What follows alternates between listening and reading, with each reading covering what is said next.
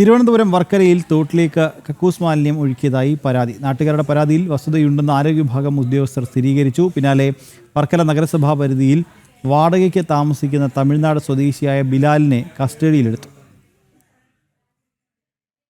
തിരുവനന്തപുരം വർക്കലയിലാണ് പ്രകൃതിദത്ത നീരുറവയിൽ കക്കൂസ് മാലിന്യം ഒഴുക്കിവിട്ടതായി പരാതിയുയർന്നത്. വർക്കല നഗരസഭ പരിധിയിലെ കല്ലംകോണത്ത് വാടകയ്ക്ക് താമസിക്കുന്ന തമിഴ്നാട് സ്വദേശിയായ ബിലാലാണ് വീട്ടിലെ കക്കൂസ് മാലിന്യം വീടിന് നേരെ എതിർവശത്തുള്ള ഓടയിൽ ഒഴുക്കിയത്. അതിൻ്റെ വിഷയം ഇവിടെ വാടകയ്ക്ക് താമസിക്കുന്ന ഒരു തമിഴ്നാട്ടുകാരാണ്. അവരുടെ വീട്ടിൽ നിന്നും സെപ്റ്റിക് ടാങ്ക് ക്ലീൻ ചെയ്തതിൻ്റെ ഭാഗമായിട്ട് ഒരു പ്രൈവറ്റ് ഏജൻസി ഏൽപ്പിച്ചെന്നാണ് അവർ പറയുന്നത്. നമ്മൾ കണ്ടിട്ടില്ല. ആ പ്രൈവറ്റ് ഏജൻസിക്കാർ യൂസ് ചെയ്ത ടാങ്കറിൻ്റെ ഓസ് ക്ലീൻ ചെയ്തെന്ന് അവർ പറയുന്നത്. പക്ഷേ ഓസ് ക്ലീൻ ചെയ്തതല്ല. ആ ടാങ്കറിനകത്ത് അവർ കളക്ട് ചെയ്ത മാലിന്യം അവർ കുറച്ചെങ്കിലും അവർ ഓടയ്ക്കകത്തോട്ട് പമ്പ് ചെയ്ത് വിട്ടിട്ടുണ്ട്. അത് നിലവിലുള്ള മുനിസിപ്പൽ നിയമപ്രകാരം ജാമ്യമില്ലാത്ത വകുപ്പ് പ്രകാരമുള്ള കുറ്റമാണ്. ആ നിലയിലേക്ക് തന്നെ നമ്മൾ നടപടി തുടരുകയാണ്.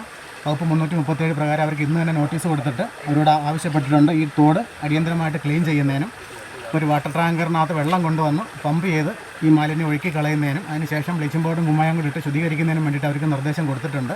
കഴിഞ്ഞ ദിവസം രാത്രി 1 മണിയോടുകൂടിയാണ് ഇയാൾ വീട്ടിലെ കക്കൂസ് മാലിന്യം നീരുറവയിലേക്ക് ഒഴുക്കിവിട്ടതായി നാട്ടുകാർ പറയുന്നത്.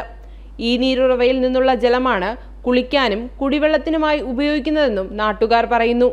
നീരൊഴുക്കിന് ചേർന്നാണ് അംഗനവാടി പ്രവർത്തിക്കുന്നത്. പിള്ളേർ വന്ന് കുളിച്ചിട്ട് ഞങ്ങൾ ആ വെള്ളം കോരിയാണ് അരി കഴിയുന്നതും വീട്ടിലുള്ള കൊച്ചാവശ്യങ്ങൾ നടത്തുന്ന ആ വെള്ളം കോരിയാണ്.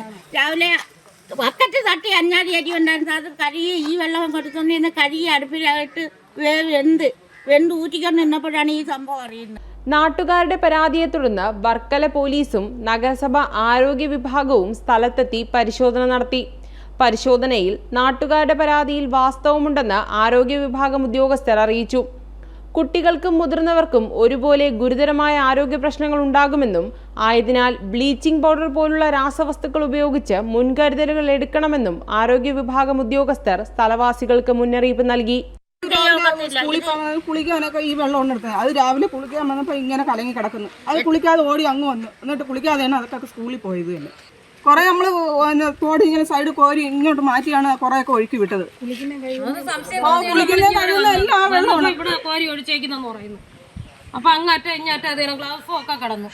മാലിന്യമൊഴുക്കിയ ബിലാൽ വർക്കല റെയിൽവേ സ്റ്റേഷന് സമീപം ഹോട്ടൽ നടത്തുന്ന ആളാണ്.